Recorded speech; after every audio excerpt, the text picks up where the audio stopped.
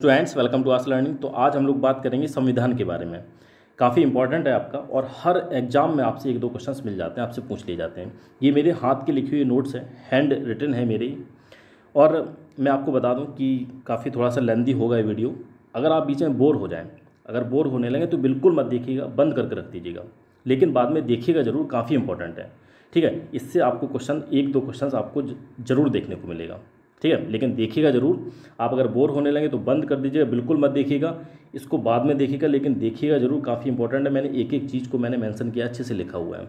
तो देखिए, ध्यान समझिएगा, और मैं इसका पीडीएफ भी आपको दे दूंगा। इसका डिस्क्रिप्शन में मैं लिंक इसकी दे दूंगा, जिससे कि आप पीडीएफ भी इसका ले सकते हैं। तो देखिए, चलिए स्टार्ट करते हैं। सबसे पहले बात करेंगे कि संविधान होता क्या है।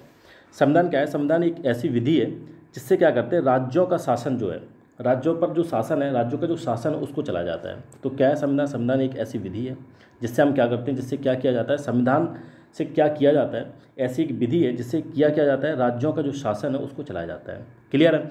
अगर भारत की बात करते हैं तो भारत का सबसे बड़ा संविधान है और लिखित संविधान है, पूरा का पूरा हाथ से लिखा गया है, और ये क्या है, सबसे बड़ा संविधान है। ठीक है, और बात करते हैं कि अगर शब्दों की बात करते हैं, वर्ड्स की बात करते हैं, तो 1,39,000 जो शब्द हैं, वर्ड्स हैं, इसमें क्या है, वर्ड्स कितने हैं, शब्द कितने हैं, 1,39,000 इसमें शब्द हैं। ठीक है, इसलिए ये सबसे बड़ा है और लिखित है, जो कि हाथ से लिखा गया है।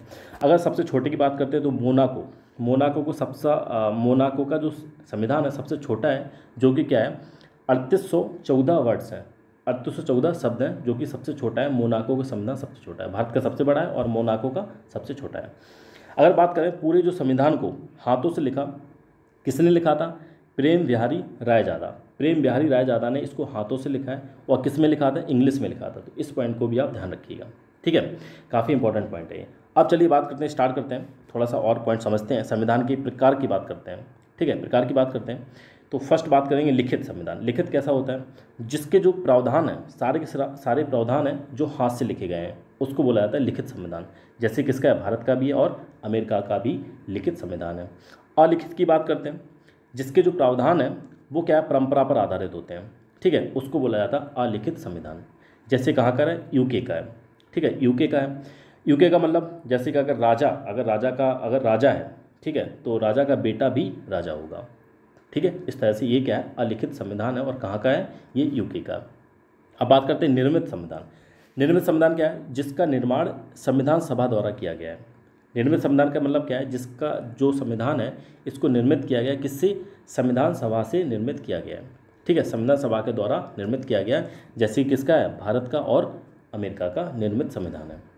नेक्स्ट बात करते हैं अगला, विकसित संविधान कहाँ का है? विकसित संविधान बोला किसको जाता है? जो परंपरा पर आधारित हो। किस पर आधारित हो? परंपरा पर आधारित हो, जैसे कि यूके। तो यूके का संविधान क्या है?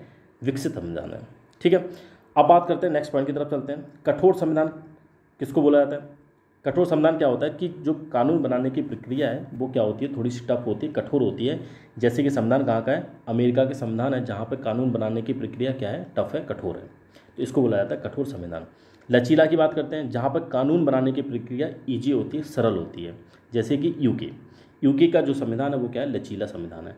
अगर भारत की बात करते हैं, यहाँ इसको आप नोट करके लिखिएगा, नोट डाल के लिखिएगा कि जो भारत का संविधान है वो क्या है आपका? कठोर और लचीला है। देखिए, ये मेरे हाथ की लिखी हुई नोट्स हैं, अगर आप साथ साथ नोट्स बनाना चाहते हैं तो बना सकते हैं। ठीक है, नहीं तो मैं पीडीएफ तो दे दूंगा, लेकिन एक बात का ध्यान रखिए, कहीं कहीं आपको हो सकता मिले, ऐसा होता नहीं, क्योंकि हाथ से लिखे हुए हैं। अगर कोई वर्ड या कोई शब्द अगर मिस्टेक से कुछ अगर उसमें वर्तनी वगैरह गलत हो तो आप उसको माइंड मत करिएगा, क्योंकि मैंने खुद लिखा है, इसलिए हो सकता है गलत भी हो सकता है कि हाथ से वर्तनी वगैरह कुछ मैंने मिस्टेक कर दिया हो, लेकिन आपको समझ में जरूर आ जाएगा। ठीक है, तो ध्यान रखिएगा, वर्तनी हो जाता है, गलत बिल्कुल हो सकता है कि संविधान मैंने कहीं पर कुछ मात्रा गलत लगा रखी हो, ठीक है, कुछ भी गलत लगा रखा हो, तो इसको आप माइंड मत करिएगा कि सर ने बताओ गलत लिख रखा है। तो इस बात का ध्यान रखिएगा। अब बात करते हैं संविधान सभा की जो मांग है कब से स्टार्ट हुई। संविधान सभा की जो मांग है, सबसे पहले बाल गंगाधर तिलक ने अपना जो स्वराज विधेयक था, ठीक है, स्वराज जो विधेयक था उसके माध्यम से संविधान सभा की मांग की थी। सबसे पहले कब की थी? 1895 में, 1895 में बाल गंगाधर तिलक ने क्या किया था? स्वराज विधेयक के माध्यम से संविधान सभा की मांग की। फिर इसके बाद 1922 में महात्मा गांधी ने संविधान सभा की मांग की। फिर 1934 में एम.एन. रॉय ने सुझाव दिया कि भारत का अपना संविधान हो। इन्होंने सुझाव दिया था। एम.एन. राव का जो फुल फॉर्म है, पूरा नाम है मानवेंद्र नाथ, इनका नाम था मानवेंद्र नाथ रॉय। तो ध्यान रखिएगा, इन्होंने क्या किया था, सुझाव दिया था कि भारत का संविधान हो। अब बात करते हैं इनके बीच। अब सबसे पहले अब संविधान सभा या संविधान का जो संविधान बनाने की जो प्रक्रिया है वो स्टार्ट होती है। तो सबसे पहले क्या होता है कि 1942 में क्रिप्स प्रस्ताव आता है, क्रिप्स का प्रस्ताव आता है, ठीक है, इसको नाम से जाना जाता है क्रिप्स प्रस्ताव। ये क्रिप्स थे कौन, आपको पता है 1939 से 1945 तक क्या वर्ल्ड वार आपकी स्टार्ट हो गई थी, ठीक है, वर्ल्ड वार आपकी चली। 1944 तक आपकी क्या हुई, आपकी वर्ल्ड वार, आपकी सेकेंड वर्ल्ड वार स्टार्ट हो गई थी, ठीक है, विश्व युद्ध। तो उस टाइम पे जो अध्यक्ष थे कौन कर रहे थे, सेकेंड वर्ल्ड वार की जो अध्यक्षता कौन कर रहे थे, स्टैफोर्ड क्रिप्स कर रहे थे, ठीक है। तो ये उस टाइम पे वर्ल्ड वार की अध्यक्षता कर रहे थे। तो इस बात को ध्यान रखिएगा, वहाँ से आप इसको रिलेट कर सकते हैं कि वर्ल्ड वार उसी टाइम पे स्टार्ट हुई थी। तो 1942 में क्या हुआ, क्रिप्स प्रस्ताव आया। तो इस प्रस्ताव के तहत जो भारतीयों की मांग थी उसको स्वीकार कर लिया गया कि संविधान बनाने की मांग थी, संविधान सभा का निर्माण करने की मांग थी। तो उस मांग को क्या कर लिया गया, स्वीकार कर लिया गया। इसकी मुख्य बातें क्या थी, इस प्रस्ताव की क्या बातें थी कि जैसे सेकंड जो वर्ल्ड वार है, विश्व युद्ध है, वो खत्म होगा तो भारतीयों को संविधान बनाने की अनुमति दे दी जाएगी, संविधान बनाने की अनुमति दे दी जाएगी भारतीयों को, दूसरा जब विश्व युद्ध खत्म होगा। संविधान बनाने के लिए क्या किया जाएगा, संविधान सभा का गठन किया जाएगा, संविधान बनाने के लिए संविधान सभा का गठन किया जाएगा, ये भी उसमें मुख्य बात थी। और साथ में क्या था कि उसमें देशी रियासतें और प्रांतों को भी, जो प्रांत के लोग थे उनको भी शामिल किया जाएगा, देशी रियासतें और प्रांत के लोग भी उनको भी शामिल किया जाएगा। और तीसरी क्या थी, थर्ड जो मुख्य बात थी वो क्या थी कि जो भारतीयों द्वारा संविधान बनाया जाएगा, अगर किसी भी रियासत को या किसी प्रांत को वो पसंद नहीं आता है तो वो अपनी यथास्थिति जैसी स्थिति में है वैसी स्थिति में रह सकते हैं। इस पॉइंट को ध्यान रखिएगा कि अगर किसी भी रियासत को या प्रांत को संविधान अगर पसंद नहीं आया तो अपनी जो स्थिति पहले से है उनकी उसी स्थिति में रह सकते हैं। तो ये तो था किसका, क्रिप्स प्रस्ताव का की मुख्य बातें थी। अब क्या होता है कि जैसे ये प्रस्ताव आया तो फिर लोग बाग जो क्रांतिकारी थे, या फिर अगर बात करते हैं गांधी जी की, तो गांधी जी का एक गांधी जी ने क्या बोला इस प्रस्ताव के बारे में, क्या बोला था उन्होंने, काफ़ी इंपॉर्टेंट है और सीधा का सीधा क्वेश्चन जो पेपर में आपको मिल जाता है कि दिवालिया बैंक कहा। इस प्रस्ताव को उन्होंने क्या कहा, क्या बोला, दिवालिया बैंक, या आप बोल सकते हैं कि उत्तरांकित तिथि का चेक। तो ये ऊपर वाला भी पॉइंट याद रखिएगा, नीचे वाला भी याद रखिएगा कि उत्तरांकित तिथि का चेक या फिर दिवालिया बैंक कहा किसने बोला था, ये महात्मा गांधी ने बोला था। सीधा सीधा आपको क्वेश्चन में ये मिल जाता है, तो ध्यान रखिएगा। अब क्या हुआ कि क्रिप्स प्रस्ताव आया था 1944 में, तो अब क्या हुआ, इसका विरोध होना स्टार्ट हो गया, ठीक है, क्योंकि गांधी जी ने जो बोल दिया फिर तो उसका विरोध तो होना स्वाभाविक है, तो विरोध होना स्टार्ट हो गया। तो 1943 में क्या हुआ कि जो लॉर्ड लिनलिथगो थे उस टाइम पे क्या था कि जब क्रिप्स प्रस्ताव आया तो जो गवर्नर थे, भारत के जो गवर्नर थे, वायसराय थे, वो कौन थे, लिनलिथगो थे, लॉर्ड लिनलिथगो थे। अब एक बात का आप ध्यान रखिएगा कि 1942 में क्या हुआ कि भारत छोड़ो आंदोलन शुरू हुआ था। 1942 में क्या हुआ था, भारत छोड़ो आंदोलन शुरू हुआ था। तो उस टाइम पे ये क्वेश्चन भी पूछ लिया जाता है कि उस टाइम पे भारत के जो वायसराय थे, गवर्नर थे, वो कौन थे, तो कौन थे, वो लॉर्ड लिनलिथगो थे, ठीक है। तो इस बात को ध्यान रखिएगा।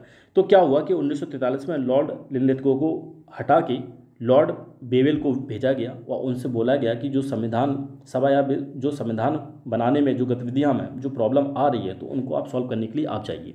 तो फिर क्या किया कि लॉर्ड वेवेल को वायसराय बनाया गया उस टाइम पे, और उन्हीं के टाइम पर क्या हुआ कि वेवेल योजना का गठन किया गया, वेवेल योजना का गठन किया गया। वेवेल योजना गठन कब किया गया, 1945 में, ठीक है।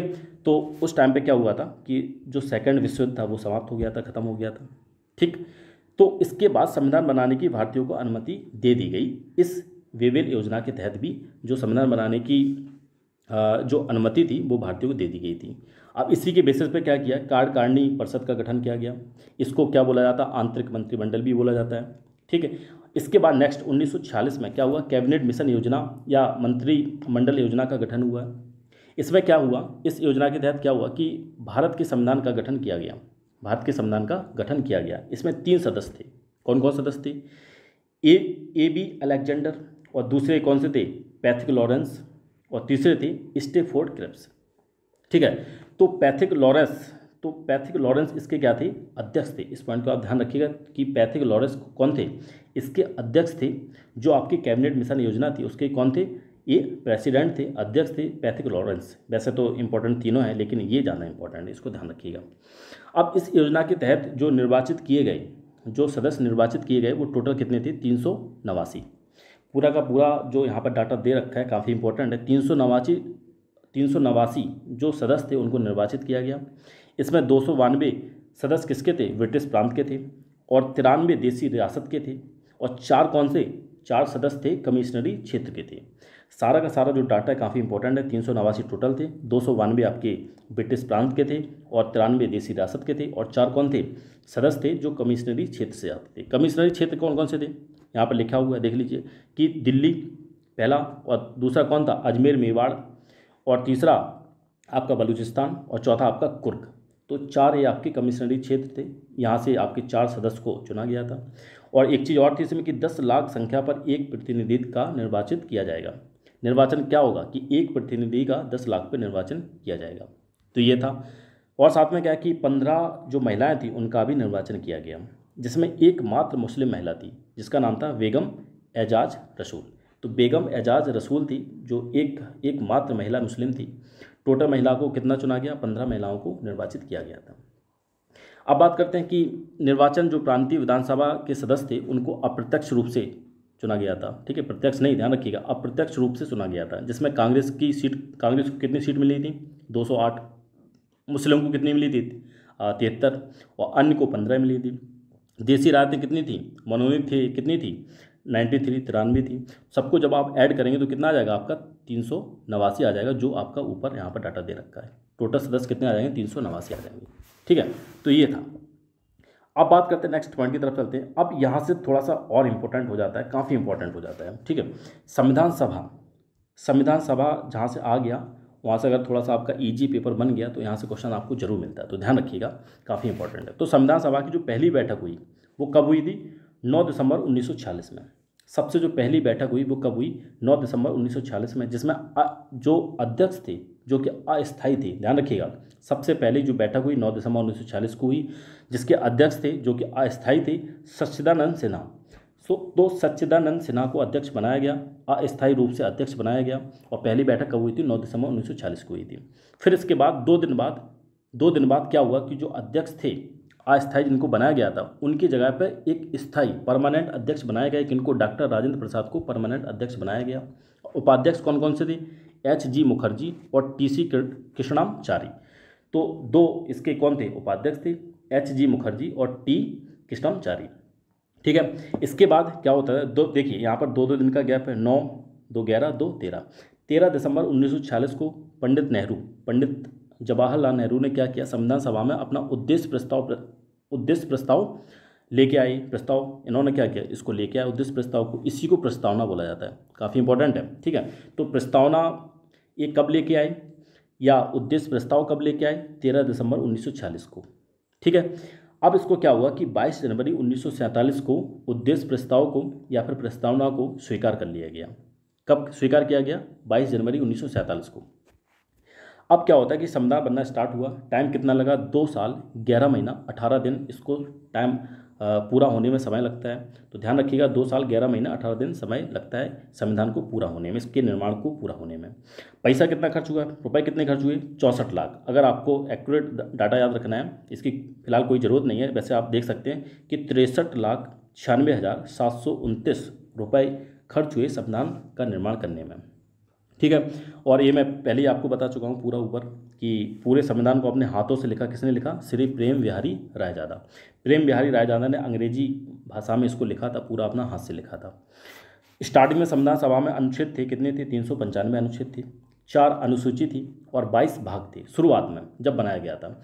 लेकिन वर्तमान में कितने हैं? अभी अगर आज की बात करें तो अभी क्या चल रहा है कि अगस्त चल रहा है। ठीक है, अगस्त चल रहा है, तो अगस्त तक ध्यान रखिएगा कि आपके कितने हैं? 475 अनुच्छेद हैं और 12 अनुसूची हैं और 22 इसके भाग हैं। तो ध्यान रखिएगा कि नहीं तो आप 1 साल बाद देख रहे हैं, आप बोलेंगे सर ने पता नहीं क्या पढ़ाया था। तो ये अगस्त चल रहा है। ठीक है, तो ध्यान रखिएगा अगस्त चल रहा है, अगस्त और 2022। ठीक है, 2022 अगस्त चल रहा है।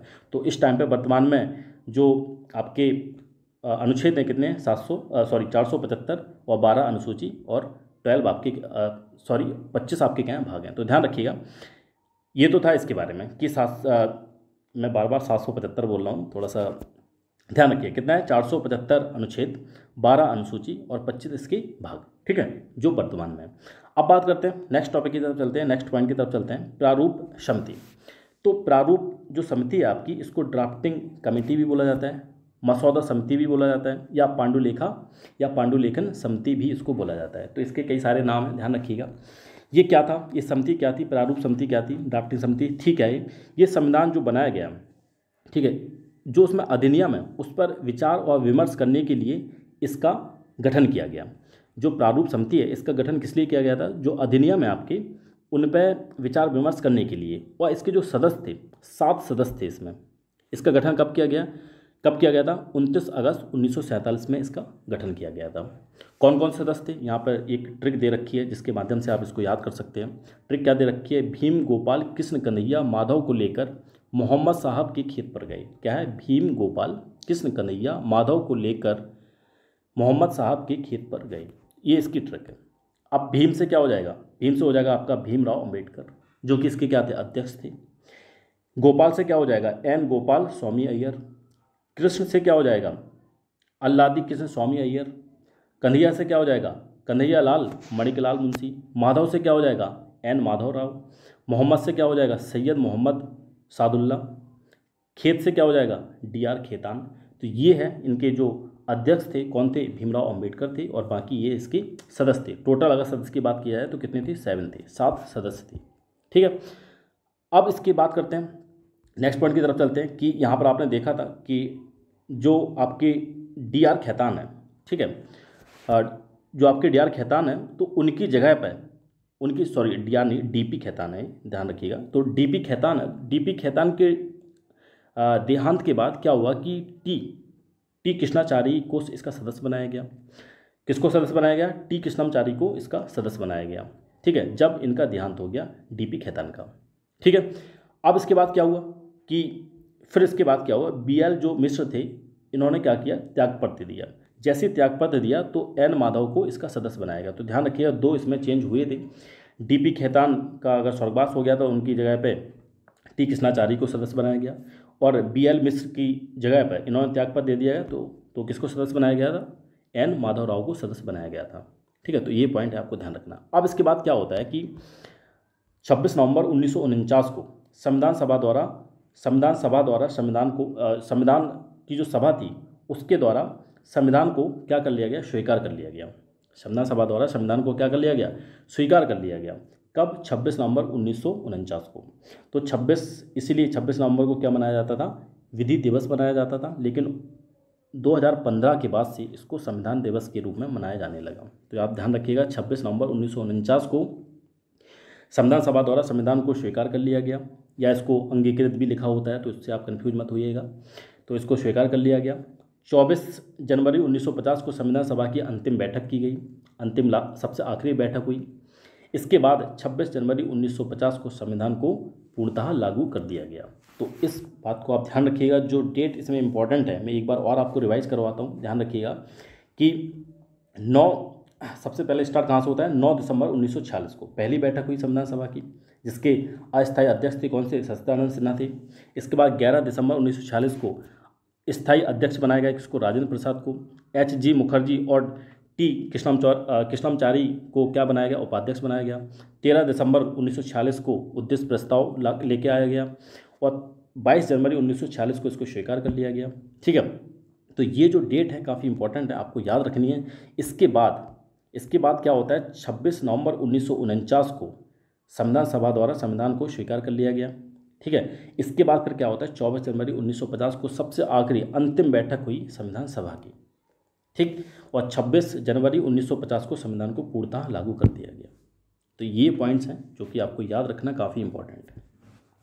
अब बात करते हैं, जैसे मैंने आपको बताया था कि अनुसूची कितनी हो गई हैं आपकी, 12 अनुसूचियाँ। कितनी अनुसूची है आपकी, 12 अनुसूची हैं। तो अब इनको आपको याद करना है क्योंकि इनसे भी क्वेश्चन बन जाते हैं, काफ़ी इंपॉर्टेंट है। तो यहाँ पर एक ट्रिक भी दे रखी है, मैं तो कहूँगा अगर बिना ट्रिक से अगर आप याद कर सको तो अच्छी बात है, अगर नहीं कर सकते तो ट्रिक से आप थोड़ा सा इसको याद कर सकते हैं। क्या दे रखा है, 6वें सास जाकर पिसाई ससुर भाभी दाल पीती नगर में, ठीक है। क्या लिखा है, 6वें सास जाकर पिसाए ससुर भाभी दाल पीती नगर में। तो ये इसकी ट्रिक है। तो 6 सबसे पहला आ रहा 6, तो फर्स्ट जो आपकी पहली अनुसूची है वो है 6। 6 से क्या हो जाएगा आपका क्षेत्रफल, किसका क्षेत्रफल, राज्य जो आपके संघ दे रखे या फिर उसके जो राज्य है उनका क्षेत्रफल, तो 6 से ये हो गया। अब वे से क्या हो जाएगा सेकंड अनुसूची, वे से वेतन, जो आपके सर्वोच्च पदाधिकारी हैं उनकी वेतन के बारे में लिखा गया है इसमें। तीसरा क्या है, शाह से आपका शपथ हो जाएगा, शपथ के बारे में दिया गया कि जो आपके अधिकारी हैं उनको किस तरह से शपथ दिलाया जाता है, ठीक है, शपथ के बारे में दिया गया। फोर्थ आपकी क्या है, फोर्थ आपकी क्या है, सा से सीटों का आवंटन, जो राज्यसभा में आपकी सीटों का आवंटन किया जाता है उस किस तरह से आवंटन किया जाता है उसके बारे में। और फिफ्थ आपका क्या है, जाकर, ठीक है, जाकर जनजाति क्षेत्र से संबंधित है। और इसके बाद पिसाय किससे है, पूर्वोत्तर राज्य से संबंधित है। अब आपके जो पूर्वोत्तर राज्य हैं वो कौन कौन से आपके, AMTM, इस तरह से याद रखिएगा, AMTM, असम, मेघालय, त्रिपुरा और मिजोरम, ये आपके क्या है पूर्वोत्तर राज्य हैं। अब आता है सातवां जो कि काफ़ी इंपॉर्टेंट है, काफ़ी इंपॉर्टेंट, वेरी वेरी इंपॉर्टेंट। सातवां क्या है, ससुर, जो कि ससुर से आ रहा है, सातवीं आपकी अनुसूची है। इसमें क्या है कि इस अनुसूची में आपका क्या है, संघ सूची, राज्य सूची और सीमा समवर्ती सूची, क्या है, संघ सूची, राज्य सूची और समवर्ती सूची। तो अब इसमें क्या है कि आपकी जो सूची है, ठीक है, कौन कौन सी आपकी संघ सूची, राज्य सूची और समवर्ती सूची। तो अब इसमें क्या है कि संघ सूची के अंदर कौन कौन से विषय आते हैं, काफ़ी इंपॉर्टेंट, एक ऐसे विषय दे दिए जाते हैं और आपसे पूछ लिया जाता है कि कौन सा संघ सूची का है या फिर राज्य सूची का है या फिर समवर्ती सूची का है। तो ये काफ़ी इंपॉर्टेंट है, इसका ध्यान रखिएगा। जो आपके विषय हैं इसमें टोटल कितने हैं, 100 विषय हैं, 100 इसके विषय हैं। पहला कौन कौन सा है, इसमें पूरे के पूरे 100 नहीं लिखे हैं, जो इंपॉर्टेंट वही मैंने लिखे हैं, ठीक है। तो संघ सूची में कौन कौन से आपके, जनगणना हो गया, नागरिकता हो गया, सॉरी, रक्षा हो गया, संचार हो गया, विदेश मामले हो गए, युद्ध हो गए, बीमा हो गए, संधि है, समझौता है, या फिर आपका आयकर निगम कर है, बैंक है, डाक है, बजट है आपका, अवशिष्ट विषय। अवशिष्ट विषय का मतलब क्या है, जिन विषय का उल्लेख संसूची में नहीं है उस पर भी कानून ये बना सकते हैं, ठीक है, उस पर भी कानून बना सकते हैं। लेकिन टोटल कितने हैं, 100 है, 100 हैं। यहाँ पर मैंने जो इंपॉर्टेंट वही लिखे हैं। अब बात करते हैं राज्य सूची। राज्य सूची में क्या क्या आता है, कृषि आपका राज्य के अंदर आता है, सिंचाई आपका राज्य के अंदर आता है, पशुपालन है, बाजार है, मेला है, मनोरंजन है, स्थानीय स्वशासन है, जो पंचायती राज काफ़ी इंपॉर्टेंट है। पंचायती राज किसके अंदर आता है, आपका राज्य सूची के अंदर आता है, ठीक है। इसके बाद क्या आता है आपका, नगर निगम है, नगर पालिका है, पुलिस है, जेल है, शराब है, ये सारे क्या है। और साथ में भूमि सुधार है, सहकारी समिति जिसे कोऑपरेटिव सोसाइटी बोला जाता है, काफ़ी इंपॉर्टेंट है, विद्युत टैक्स है, ठीक है, और भू राजस्व टैक्स है। ये किसके अंदर आते हैं, ये आपके राज्य सूची के अंदर आते हैं। वर्तमान में अगर बात करें इसके जो विषय हैं कितने, 61 विषय हैं। लेकिन पहले क्या थे, शुरुआत में थे इसके 66 विषय। तो जो 5 विषय थे, 5 विषय को क्या किया, यहाँ से उठा के समवर्ती सूची में डाल दिया। समवर्ती सूची क्या होती है, जो कि संघ सूची और राज्य सूची दोनों ही कानून बना सकते हैं, मतलब स्टेट और आपका केंद्र दोनों ही इसमें क्या कर सकते हैं, कानून बना सकते हैं। तो ये समवर्ती सूची के अंदर आता है। इसमें टोटल कितने विषय हैं, अभी वर्तमान में इसमें 52 विषय हैं, 52 विषय हैं। पहले कितने थे, 47 थे, ठीक है। तो 5 इससे उठा के इसमें डाल दिए गए, अब इसके कितने हो गए, 52 विषय हो गए। तो जो इंपॉर्टेंट वही मैंने लिखे हैं, जैसे कि हो गया वन, शिक्षा, विद्युत, परिवार नियोजन, या फिर पशु की जो क्रूरता है उसके नियम, विवाह, तलाक, ये सारे क्या हैं समवर्ती सूची में। मतलब इन विषय पर दोनों ही राज्य और केंद्र दोनों ही क्या कर सकते हैं, कानून बना सकते हैं। अब 8वां आता है। अब मैं आपको बताऊं एक, जो मैं अपनी पर्सनल आपको राय देना चाहूँगा कि आप ट्रिक से अगर याद करना चाहें तो 6 तक है वो ट्रिक से याद कर लीजिएगा। बाकी आप इनको बिल्कुल माइंड में ध्यान रखिएगा कि हाँ किस अनुसूची के अंदर आते हैं ये सारे विषय। आप इनको सीधे सीधे याद करिए, आप काफ़ी फायदे में रहेंगे। 7वां क्या हो गया, संघ सूची, राज्य सूची और समवर्ती सूची। अब आपका आता है 8वां क्या है, भाषा, जो 8वीं आपकी अनुसूची है, ठीक है। भाषा क्या है, शुरुआत में जो भाषाएँ थी वो क्या थी, 14 भाषाएँ थी सॉरी अब कितनी हो गई हैं, अब आपकी टोटल 22 भाषाएँ हो गई हैं। एक मिनट रुकिए, पानी पी लें थोड़ा सा।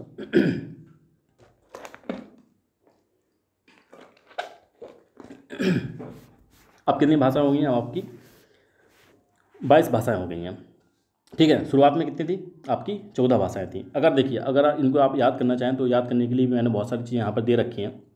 22 भाषाएं, कि जो आपकी 15वीं भाषा थी, शुरुआत में कितनी थी, 14 थी। जो 15वीं भाषा थी वो क्या थी, सिंधी, जो कि 21वें संविधान संशोधन से इसको जोड़ा गया। अगर इसको याद करना चाहें तो कर लीजिएगा, लेकिन जब काफ़ी टफ पेपर आता है तो ये सारी चीज़ें पूछी जाती हैं। ठीक है, ज़्यादा टफ आएगा तो ईजी होगा तो आराम से पूछ लिया जाएगा कितनी भाषाएं थी, कितनी बाद में ऐड की गई हैं, ये सारी चीज़ें पूछ ली जाती हैं। ठीक है, या फिर इसमें अंग्रेजी भाषा है या नहीं, तो इसमें अंग्रेजी भाषा ऐड नहीं है, अंग्रेजी भाषा इसमें नहीं है 22 भाषाओं में। ठीक है, संविधान की जो भाषा है संविधान में तो अंग्रेजी नहीं है। तो ये जब आसान आता है तब पूछ लिया जाता है, तो पूछ लिया जाएगा कि 15वीं जो भाषा है किस अनुच्छेद से ऐड की गई, ये सिंधी थी, और 21वें संशोधन जो संविधान संशोधन उससे ऐड किया गया था इसको। अब ये जो इसके बाद 3 और ऐड की गई, इसको नमक से याद रख सकते हैं आप, नमक 71 नमक है, ने से नेपाली, मा से मणिपुर और एम से का से कोकड़ी। ठीक है, तो ये 71 संविधान संशोधन से ऐड किया गया।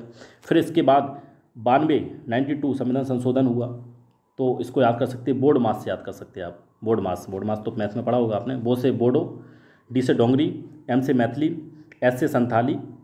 तो ये सारी चीज़ें आपसे क्या होगी, एम ए है पूरा, तो एम ए ध्यान रखिए, मैथिली और संथाली। तो ये 4 भाषाएं हैं जो कि आपकी 92 संविधान संशोधन से इनको ऐड किया गया। टोटल कितनी हो गई हैं, 22 भाषाएं हो गई हैं, और इसमें अंग्रेजी नहीं है, इस बात का ध्यान रखिएगा। फिर इसके बाद 9वीं अनुसूची आती है। 9वीं अनुसूची भी से याद कर सकते हैं, आपको ट्रिक से याद करना है तो मैं तो कहूँगा नहीं करिए ट्रिक से याद। इसमें क्या है, भूमि सुधार अधिनियम इसी में था, भूमि सुधार अधिनियम इससे जोड़ा गया, जो कि कब, पहला संविधान संशोधन 1991, ठीक है सॉरी 1951 में। तो पहला संविधान संशोधन में क्या हुआ कि भूमि सुधार अधिनियम 9वीं अनुसूची में इसको ऐड किया गया था। और 10 से याद रख सकते हैं, दा से 10 दल बदल। तो इसमें क्या है कि दल बदल जो राजनीति में क्या होता है कि नेता वगैरह इस पार्टी से दूसरी पार्टी में चले जाते हैं, तो उसके बारे में इसमें प्रावधान किया गया है। दल बदल से ऐड कैसे किया गया, 52 में संविधान संशोधन 1958 से इसको ऐड किया गया। ठीक है, अब ये काफ़ी इंपॉर्टेंट है, 11वीं जो अनुसूची आपकी पी थी, इस तरह से आप याद रख सकते हैं ट्रिक के माध्यम से जो मैंने आपको पीछे बताया था। ठीक है, ये क्या है आपकी संविधान जो आपकी 11वीं अनुसूची है वो क्या है आपकी पंचायत राज से संबंधित है। किससे है, पंचायत राज से संबंधित है, और जो कि आपका क्या है 73वां संविधान संशोधन है, जो कि कब आया था आपका 1992 में आया था। ठीक है, जो संविधान संशोधन है 73वां काफ़ी इंपॉर्टेंट है, इससे क्या किया गया 11वीं अनुसूची ऐड की गई, जिसमें जो विषय है वो क्या है आपका पंचायत राज है। पंचायत राज से संबंधित आपकी क्या है 11वीं अनुसूची है, और 12वीं क्या है आपकी नगर पालिका से संबंधित है। ये आपका 74वां संविधान संशोधन था, ये भी आपका 1992 में आया था। ठीक है, तो ये दोनों काफ़ी इंपॉर्टेंट है, इंपॉर्टेंट तो सारी हैं लेकिन ये काफ़ी इंपॉर्टेंट है, ध्यान रखिएगा। चलिए अब बात करते हैं कि भारतीय संविधान पर विदेशी प्रभाव। विदेशी प्रभाव का मतलब क्या है कि बहुत सारे जो संविधान में प्रावधान है वो डिफरेंट कंट्री से, बहुत सारे देशों से लिए गए हैं। अब कौन सा प्रावधान किस देश से लिया गया जो इम्पॉर्टेंट है आपका, उसको हम लोग बहुत अच्छे समझेंगे। जैसे सबसे पहले बात करेंगे मूल कर्तव्य। मूल कर्तव्य कहाँ से लिया गया, रशिया से, रूस से लिया गया। अब इसको याद करने की ट्रिक क्या है कि मूल कर्तव्य का मतलब कोई कार्य, कोई काम कर रहे हैं आप, कोई काम तभी करेंगे जब आपको अच्छा लगेगा, मज़ा आएगा, रस मिलेगा, है ना। तो इस तरह से आप इसको रिलेट कर सकते हैं कि कोई भी काम है जब आप करेंगे जब आपको अच्छा लगेगा, मन आपका करेगा, या फिर आपको उससे रस मिलेगा। ठीक है, तो इस तरह से आप इसको रिलेट कर सकते हैं। मतलब मूल कर्तव्य आपका कहाँ से लिया गया, रशिया से या फिर रूस से लिया गया। इसको कब ऐड किया गया था संविधान में, इसको 42वां संविधान संशोधन 1976 में इसको ऐड किया गया था। इस पॉइंट को भी ध्यान रखिएगा। और साथ में क्या है, किसके अंदर आता है, ये भाग 4A के अंदर आता है, 4A के अंदर आता है। और अनुच्छेद से अगर अनुच्छेद की बात करेंगे तो 51A किससे रिलेटेड है, ये आपका मूल कर्तव्य से रिलेटेड है। ठीक है, इस पॉइंट को भी याद रखिएगा। अब बात करते हैं कि नेक्स्ट आपका क्या है, संविधान संशोधन कहाँ से लिया गया, ये आपका दक्षिण अफ्रीका से लिया गया। दक्षिण अफ्रीका, फ्री का, ठीक है, फ्री आ रहा है इसमें। तो जब आप संविधान में संशोधन करेंगे तभी आप क्या हो पाएंगे, फ्री हो पाएंगे। ठीक है, तब आप क्या हो जाएंगे, बिल्कुल फ्री हो जाएंगे। तो संविधान संशोधन, जब आप संविधान संशोधन करेंगे तो आप क्या हो जाएंगे, फ्री हो जाएंगे। तो इससे आप रिलेट कर सकते हैं कि संविधान संशोधन कहाँ से लिया गया, दक्षिण अफ्रीका से लिया गया। ये भाग 20 के अंदर आता है। और अनुच्छेद की बात करेंगे तो 368 अनुच्छेद किससे संबंधित है, ये आपका संविधान संशोधन से संबंधित है। ठीक है, तो ये पॉइंट भी आप याद रखिएगा। अब बात करते हैं नेक्स्ट पॉइंट की तरफ चलते हैं। गणराज्य आपका कहाँ से लिया गया, ये आपका फ्रांस से लिया गया। कहाँ से, फ्रांस से कुछ और पॉइंट लिए गए जो कि काफ़ी इंपॉर्टेंट है, ध्यान रखिएगा। यहाँ पे लिखा हुआ है स्वतंत्रता, जो आपकी प्रस्तावना है, प्रस्तावना में अभी पढ़ाऊँगा। प्रस्तावना में जो आपका स्वतंत्रता आता है, समता आता है और आपका बंधुता आता है। ये तीनों के तीनों शब्द कहाँ से लिए गए हैं? ये आपके फ्रांस से लिए गए हैं और इनको ऐड किया गया है किसमें? प्रस्तावना में। आपको इतना याद रखना है कि स्वतंत्रता, समता और बंधुता ये आपके फ्रांस से लिए गए हैं। और गणराज्य तो है ही आपका। गणराज्य का मतलब क्या है? कि भारत में जनता का राज्य होगा, ठीक है। ऐसा नहीं है वंशानुगत शासन नहीं होगा कि आप अगर प्रधानमंत्री बन गए तो आपका बेटा बनेगा, बेटा का फिर बेटा बनेगा, ऐसा कुछ नहीं है, ठीक। क्या है आपका गणराज्य? गणराज्य कहाँ से लिया गया? ये आपका फ्रांस से लिया गया है, ठीक है। ये भी पॉइंट आपका क्लियर हो गया होगा। अब बात करते हैं नेक्स्ट पॉइंट की तरफ चलते हैं। नेक्स्ट आपका क्या है? आपातकाल के दौरान जो आपके मूल अधिकार हैं उन पर कोई भी प्रभाव नहीं पड़ेगा। ये आपका जर्मनी से लिया गया है। कहाँ से? जर्मनी से। जर्मनी से क्या लिया गया? आपातकाल। आपातकाल में क्या? जर्मनी जम गई। इस तरह से आप याद रख सकते हैं, आपातकाल में जर्मनी क्या हो गई? जम गई। तो आपातकाल के दौरान जो मूल आपके अधिकार हैं उन पर कोई भी प्रभाव नहीं पड़ेगा। ये कहाँ से लिया गया? ये आपका जर्मनी से लिया गया। इसके बाद बात करते हैं संघात्मक शासन। संघात्मक शासन आपका कनाडा से लिया गया। कहाँ से? कनाडा से आपका संघात्मक शासन लिया गया। इसके बाद बात करते हैं विधि। जो आपका विधि है, विधि द्वारा स्थापित प्रक्रिया, ये आपका जापान से लिया गया। कहाँ से? विधि द्वारा स्थापित प्रक्रिया। अब एक पॉइंट ध्यान रखिएगा इसमें कि विधि द्वारा स्थापित प्रक्रिया कहाँ से लिया गया? जापान से। और विधि का जो शासन है ये आपका इंग्लैंड से लिया गया। विधि का शासन कहाँ से लिया गया? इंग्लैंड से। और विधि द्वारा स्थापित प्रक्रिया ये आपका जापान से लिया गया और विधि का शासन ये आपका इंग्लैंड से लिया गया। और इंग्लैंड से और भी चीज़ें ली गई, जैसे कि बात करते हैं द्विसदनीय व्यवस्था या संसदीय व्यवस्था हो गया, कानून बनाने की प्रक्रिया, एकल नागरिकता, ये सारे के सारे जो प्रावधान है ये कहाँ से लिए गए आपके? ये आपके इंग्लैंड से लिए गए, ठीक है। तो ध्यान रखिएगा, विधि का शासन, द्विसदनीय व्यवस्था और संसदीय व्यवस्था, कानून बनाने की प्रक्रिया, एकल नागरिकता, ये इंग्लैंड से लिए गए। अब बात करते हैं नेक्स्ट पॉइंट की तरफ चलते हैं। मूल अधिकार। मूल अधिकार ये आपका टोटल कितने हैं? 6 आपके मूल अधिकार हैं। ये कहाँ से लिए गए? ये आपके अमेरिका से लिए गए। न्याय की स्वतंत्रता, ये भी अमेरिका से लिया गया। प्रस्तावना का प्रारूप, अब देखिएगा यहाँ पर ध्यान रखिएगा आप, प्रस्तावना का प्रारूप लिखा है और यहाँ पर प्रस्तावना की भाषा लिखा हुआ है, ये ऑस्ट्रेलिया से लिया गया। कहाँ से? ऑस्ट्रेलिया से। तो इस पॉइंट में आप कंफ्यूज मत होइएगा बिल्कुल भी कि प्रस्तावना का जो प्रारूप है ये आपका अमेरिका से लिया गया और प्रस्तावना की जो भाषा है ये आपकी ऑस्ट्रेलिया से ली गई है। अमेरिका से क्या क्या क्या लिया गया? मूल अधिकार हो गए आपके, न्याय की स्वतंत्रता हो गया, न्याय की स्वतंत्रता हो गया, साथ में प्रस्तावना का प्रारूप हो गया और राष्ट्रपति पर महाभियोग, ये भी आपका अमेरिका से लिया गया, ठीक है। अब बात करते हैं नेक्स्ट पॉइंट की तरफ चलते हैं कि एक और पॉइंट यहाँ पे लिखा हुआ है कि राज्य के नीति निर्देशक तत्व हैं और साथ में क्या है? राष्ट्रपति द्वारा राज्यसभा में जो मनोनीत सदस्य होते हैं कितने? 12 होते हैं। ये कहाँ से लिया गया? ये आपका आयरलैंड से लिया गया है। कहाँ से? आयरलैंड से, ठीक है। तो आयरलैंड से क्या लिया गया? आपका राज्य के नीति निर्देशक तत्व और साथ में राष्ट्रपति द्वारा राज्यसभा में 12 सदस्यों का मनोचयन या फिर मनोनीत करना, ये आपका आयरलैंड से लिया गया। बात करते हैं समवर्ती सूची। समवर्ती सूची और साथ में प्रस्तावना की जो भाषा है, लैंग्वेज है, वो आपकी ऑस्ट्रेलिया से ली गई है, ठीक है। तो इस पॉइंट को भी आप ध्यान रखिएगा। अब बात करते हैं नेक्स्ट पॉइंट की तरफ चलते हैं, जो आपके राष्ट्रीय प्रतीक है। बहुत सी चीज़ें इसमें आपको पता होंगी और बहुत से पॉइंट आपको नहीं पता होंगे जो कि मैं आपको बताने वाला हूँ।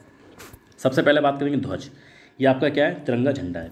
इसको कब अपनाया गया? इसको सबसे पहले इसको अपनाया गया, कब अपनाया गया था?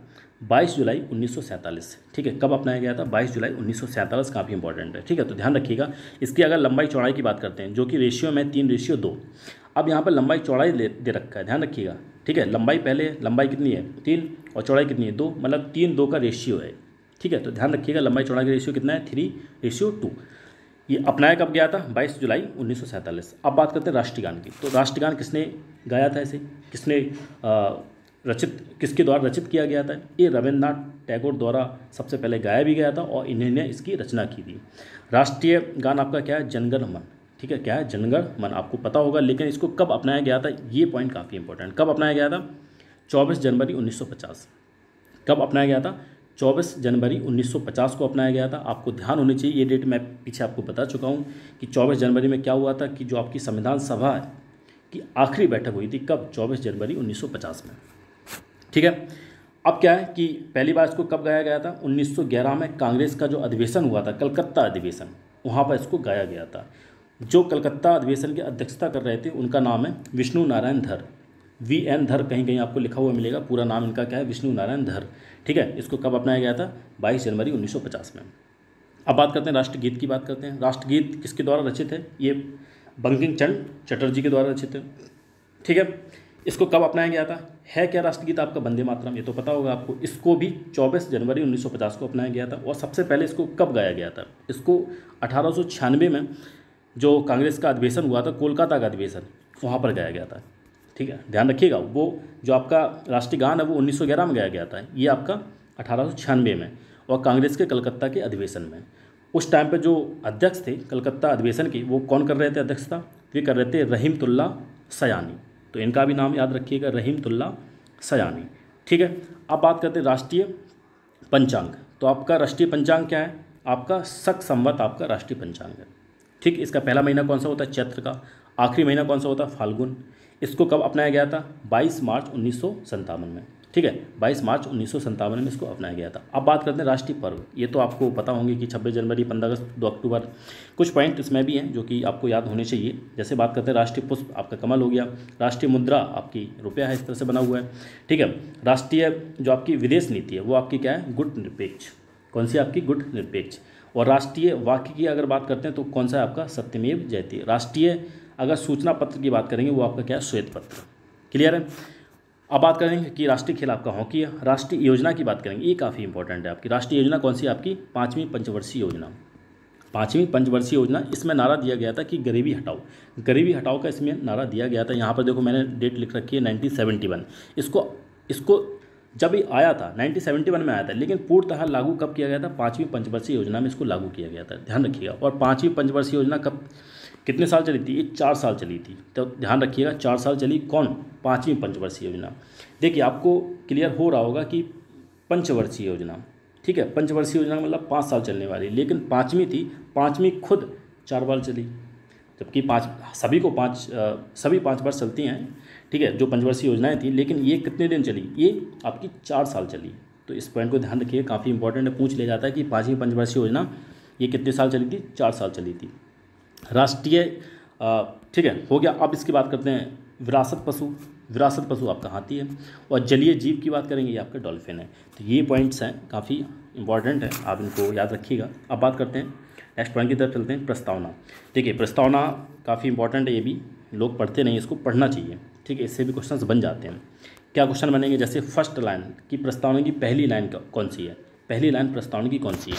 तो हम भारत के लोग, ये पहली लाइन है इसकी। यही पूछ लिया जाता है कि प्रस्तावना की पहली लाइन कौन सी है? तो क्या है? हम भारत के लोग। भारत को एक संपूर्ण प्रबुद्ध, संपन्न, समाजवादी, पंथ निरपेक्ष, लोकतंत्रात्मक गणराज्य बनाने के लिए तथा उसके समस्त नागरिक को सामाजिक, आर्थिक, राजनीतिक न्याय। तो यहाँ पर 3 प्रकार के न्याय की बात करी गई है। कौन कौन से न्याय? सामाजिक, आर्थिक और राजनीतिक। इसके बाद बात करते हैं विचार, अभिव्यक्ति, विश्वास, धर्म, उपासना। ये सारी क्या आपकी? ये 3 नहीं, सॉरी, यहाँ पर समता नहीं होगा, ये आपकी स्वतंत्रता है। 5 प्रकार की स्वतंत्रता है। कौन कौन सी आपकी? विचार। तो ऐसे पूछ लिया जाएगा कि प्रस्तावना में कितनी प्रकार की स्वतंत्रता की बात की गई है? तो कौन कौन सी है? विचार, अभिव्यक्ति, विश्वास, धर्म और उपासना की स्वतंत्रता, ये आपकी स्वतंत्रता है 5 प्रकार की। इसके बाद प्रतिष्ठा और अवसर की समता प्राप्त करने के लिए तथा उन सब में व्यक्ति की गरिमा, राष्ट्र की एकता, अखंडता सुनिश्चित कराने वाली बंधुता को बढ़ाने के लिए दृढ़ संकल्प होकर इस संविधान सभा में आज तारीख 26 नवंबर 1949 में अंगीकृत करते हैं। ठीक है, तो प्रस्तावना का जो अंगीकृत है, या फिर आप बोल सकते हैं कि संविधान को जो स्वीकार किया गया, कब किया गया था? ये संविधान को स्वीकार कब किया गया था? 26 नवंबर 1949 में संविधान सभा के द्वारा संविधान को स्वीकार किया गया था या फिर अंगीकृत किया गया था। इस पॉइंट को आप ध्यान रखिएगा, मैं पीछे भी इसको बता चुका हूँ। ठीक है, तो ये तो हो गया इसके बारे में। अब बात करते हैं संविधान में बनाए गए जो अधिनियम हैं उनको समझने के लिए प्रस्तावना का प्रारूप तैयार किया गया था। ठीक है, ये क्वेश्चन बन सकता है कि प्रस्तावना का प्रारूप का उद्देश्य क्या है, किस उद्देश्य से इसको तैयार किया गया था, किस उद्देश्य से जो अधिनियम है संविधान में उनको समझने के लिए। क्लियर है। अब बात करते हैं कि 13 दिसंबर 1946 में पंडित जवाहरलाल नेहरू ने क्या किया कि प्रस्तावना का जो प्रारूप उसको तैयार किया। ठीक है, और संविधान सभा में इसको पेश किया। ये तो पीछे भी बताया था मैंने कि 13 दिसंबर 1946 में क्या किया था? पंडित नेहरू जी ने प्रस्तावना का प्रारूप तैयार किया और संविधान सभा में इसको पेश किया। और संविधान सभा में इसको कब स्वीकार कर लिया गया? इसको 22 जनवरी 1947 में इसको स्वीकार कर लिया गया। क्लियर है। अब इसके बात करेंगे कि संविधान में अब तक सिर्फ एक बार संशोधन हुआ है, 42वां संशोधन 1976 में, सिर्फ एक बार, पहली और आखिरी। अभी तक तो एक ही बार हुआ है संविधान संशोधन प्रस्तावना में। इसमें क्या हुआ था कि पहला जो फर्स्ट पैराग्राफ है, फर्स्ट पैरा है, इसमें क्या हुआ था कि समाजवादी और पंथ निरपेक्ष शब्द को ऐड किया गया था, जोड़ा गया था।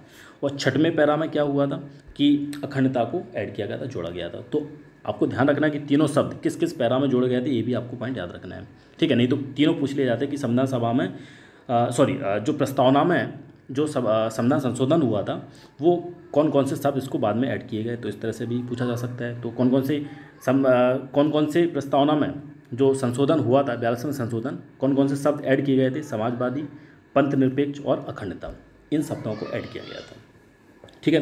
प्रस्तावना की बात करेंगे तो प्रस्तावना जो प्रारूप है उसको अमेरिका से लिया गया, पीछे बताया था मैंने, और जो इसकी भाषा है वो ऑस्ट्रेलिया से ली गई है, ठीक है। ये भी पॉइंट आपको याद रखना है। अब बात करते हैं संपूर्ण प्रभुत्व संपन्न का मतलब क्या होता है कि भारत पूर्ण तरह से स्वतंत्र है, पूर्ण तरह से स्वतंत्र है, ठीक है, स्वतंत्र है। इसमें क्या है कि आंतरिक जो बाहरी मामले हैं इसमें कोई भी हस्तक्षेप नहीं कर सकता है। भारत पूर्ण तरह से क्या है, स्वतंत्र है, ठीक है, क्या है, स्वतंत्र है, ठीक है। अब बात करते हैं समाजवादी। समाजवादी का अर्थ क्या होता है कि जो वस्तुएं हैं, जो उत्पादन की वस्तुएं हैं, उस पर सभी का कोई भी उपयोग कर सकता है, सभी पर हक है, ठीक है। या फिर उनका जो उपयोग है सामाजिक हित के लिए किया जाएगा। समझ में आ रहा है कि जो वस्तुएं हैं उनका सामाजिक हित के लिए प्रयोग किया जाएगा या फिर वो सभी के लिए हैं, ठीक है। इस तरह से आप इसको याद कर सकते हैं। पंथ निरपेक्ष की बात कर सकते हैं कि भारत का कोई अपना अलग से कोई धर्म नहीं होगा, इसमें सभी धर्म के लोग निवास कर सकते हैं। पंथ निरपेक्ष का मतलब ये है। लोकतंत्र का मतलब क्या है कि जो प्रधान है, प्रधान का निर्वाचन किसके द्वारा होगा, जैसे प्रधानमंत्री है, इनका जो निर्वाचन है किसके द्वारा होगा, प्रत्यक्ष रूप से जनता के द्वारा किया जाएगा और जनता के प्रति उत्तरदायी भी होंगे ये लोग, ठीक है। गणराज्य की बात करेंगे। गणराज्य में क्या होता है, तो गणराज्य को समझेंगे कि एक निश्चित समय के लिए, अगर कोई भी राष्ट्र अध्यक्ष है, एक निश्चित समय के लिए उसका चयन किया जाएगा। ऐसा नहीं है कि वंशानुगत शासन है कि अगर आप बन गए तो आपका बेटा ही बनेगा, अगर फिर बेटा के बाद बेटा ही बनेगा, तो ऐसा नहीं है। तो गणराज्य, भारत एक गणराज्य है, इसमें क्या होगा, एक निश्चित समय के लिए आपका चयन किया जाएगा, ठीक है। आप निर्वाचित होंगे, वो भी प्रत्यक्ष रूप से, ठीक है। ये तो था इसके बारे में। अब बात करते हैं कि अब जो आर्टिकल्स हैं आपके, अनुच्छेद हैं, उनकी बात करेंगे। देखिए, अगर अनुच्छेद की बात करें तो आपको मिनिमम 80 तक तो याद होने चाहिए, मिनिमम 80 तक याद होने चाहिए। उसके बाद फिर बाकी बहुत सारे जो इम्पोर्टेंट हैं वो हो जाते हैं, उनको भी आपको याद करना पड़ेगा, लेकिन मिनिमम 80 तक तो आपको प्रॉपर तरीके से अच्छे से याद होने चाहिए, ठीक है। तो अब हम लोग डिस्कस करेंगे। सबसे पहले बात करेंगे कि जैसे मैंने आपको बताया था कि मूल जो आपका संविधान था उसमें 22 भाग थे। फिर आपके अब अगर वर्तमान की बात करेंगे तो आपके कितने हो गए, 25 भाग हो गए हैं, ठीक है, 25 पार्ट्स हो गए हैं आपके। तो अब स्टार्ट करते हैं। सबसे पहले बात करेंगे पार्ट फर्स्ट या फिर भाग 1 की। तो भाग 1 में आपका क्या है, भाग 1 में आपका संघ और राज्य का क्षेत्रफल के बारे में बात की गई है। संघ और उसके राज्यों का क्षेत्रफल के बारे में बात की गई है। ये जो आपके अनुच्छेद हैं कहाँ से कहाँ तक हैं, 1 से लेकर 4 तक है। तो भाग 1 में आपके कितने आर्टिकल्स हैं, कितने अनुच्छेद हैं, 1 से लेकर 4 तक है, ठीक है। फर्स्ट की बात करेंगे, पहले की बात करेंगे तो जैसे कि भारत अर्थात इंडिया राज्यों का क्या है, संघ है। ये क्या है, राज्यों का संघ है। इसमें अगर बात करेंगे तो 3 प्रकार के क्षेत्रों का उल्लेख है।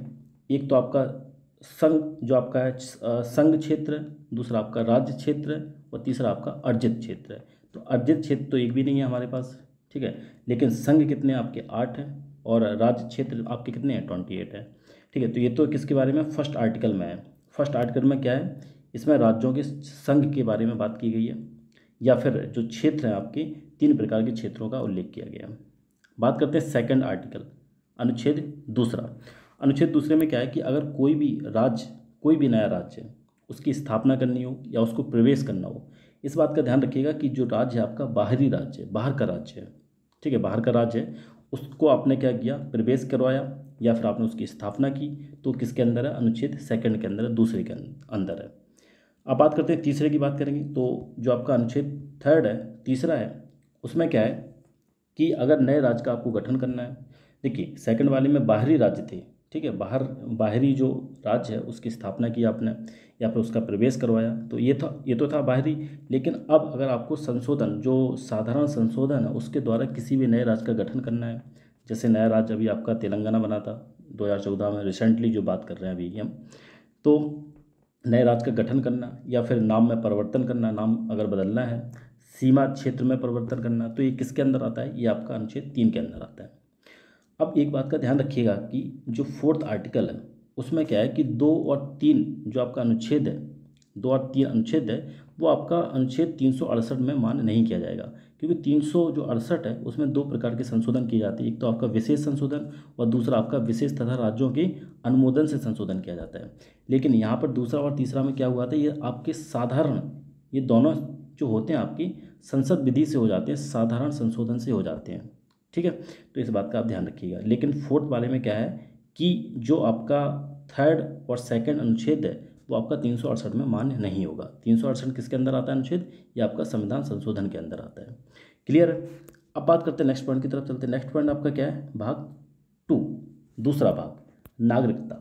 तो नागरिकता में कितने आपके अनुच्छेद हैं, 5 से लेकर 11 तक ये जो अनुच्छेद हैं आपके, वो क्या है आपके नागरिकता के अंदर आते हैं। ठीक है, तो नागरिकता में आपके कितने अनुच्छेद है, कितने आर्टिकल्स हैं आपके, 5 से लेकर 11 तक है।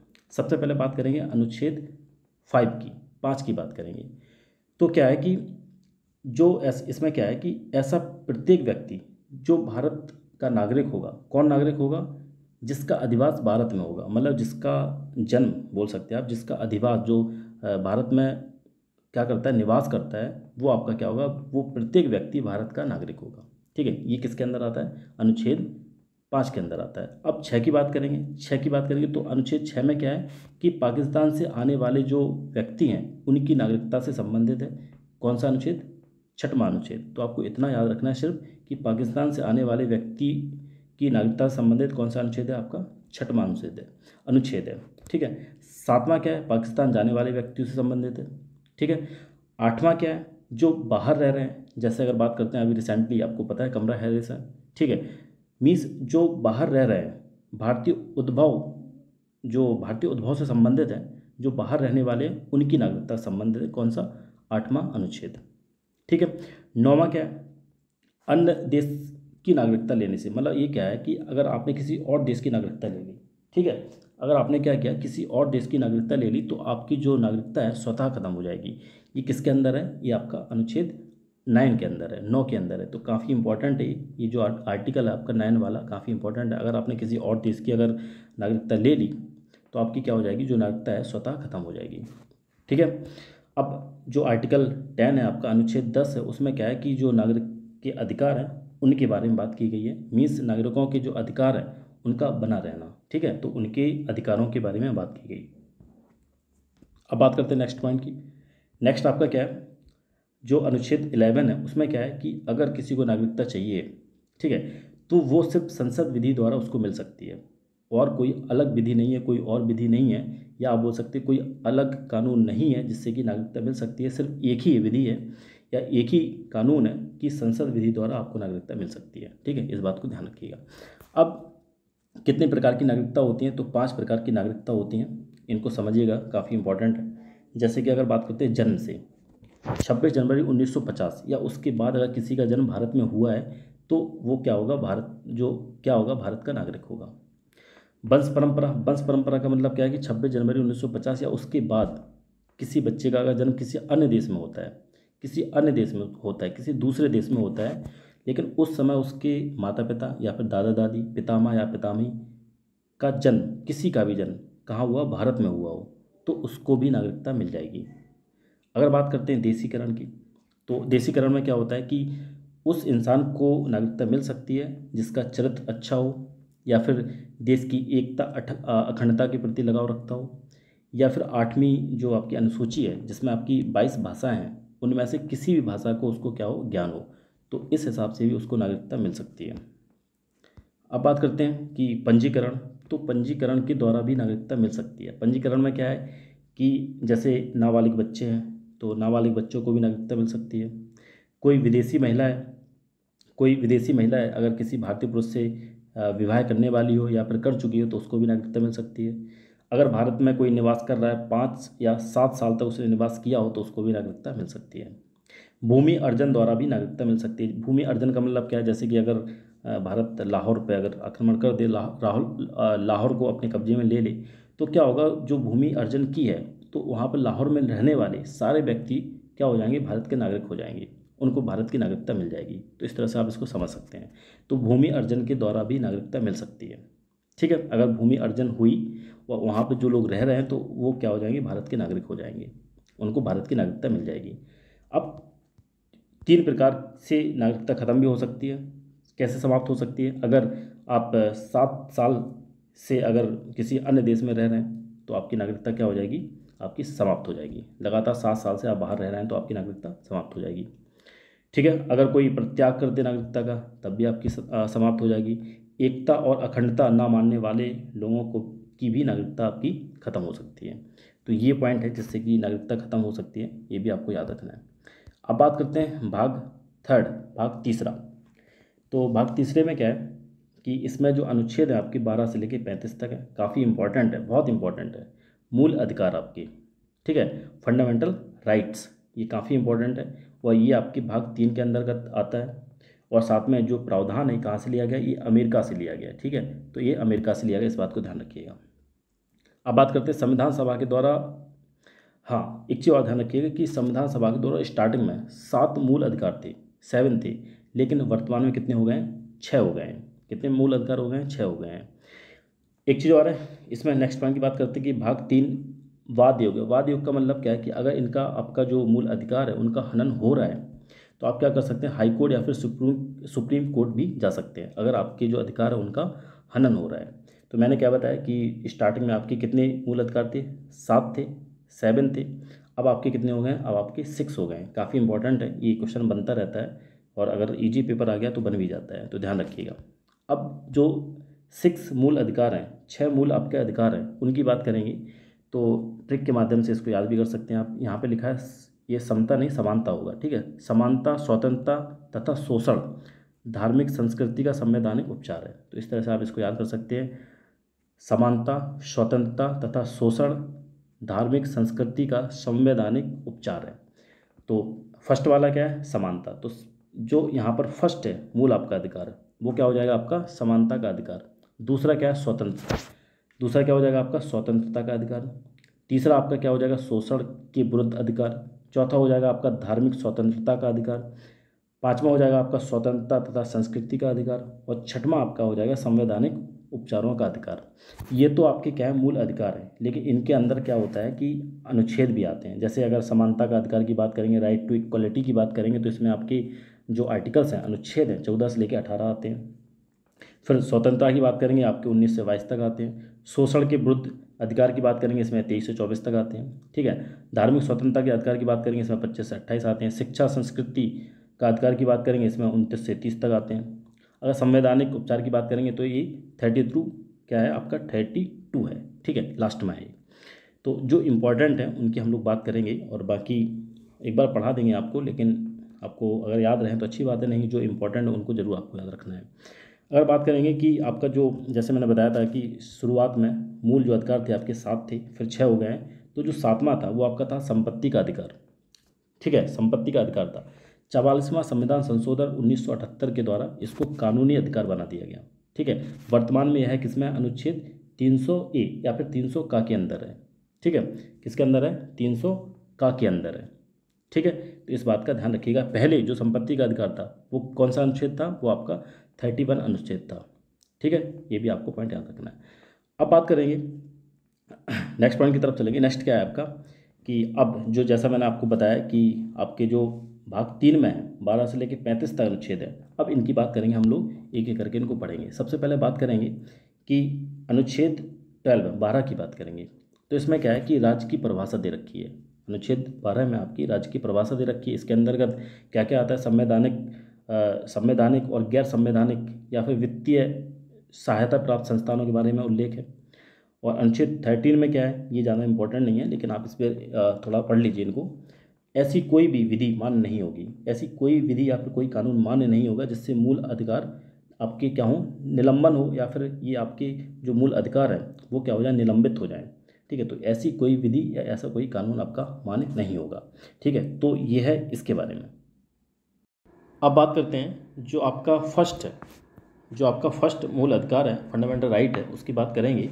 समानता का अधिकार, ठीक है। जो अनुच्छेद है इसमें कहाँ से कहाँ तक है, 14 से 18 है। तो एक एक करके पढ़ेंगे, उनको समझेंगे। सबसे पहले बात करेंगे अनुच्छेद 14 की। तो इसमें क्या है कि कानून सभी के लिए समान होगा। कानून या विधि, जो आपका विधि के समक्ष समानता, इस तरह से भी याद रख सकते हैं।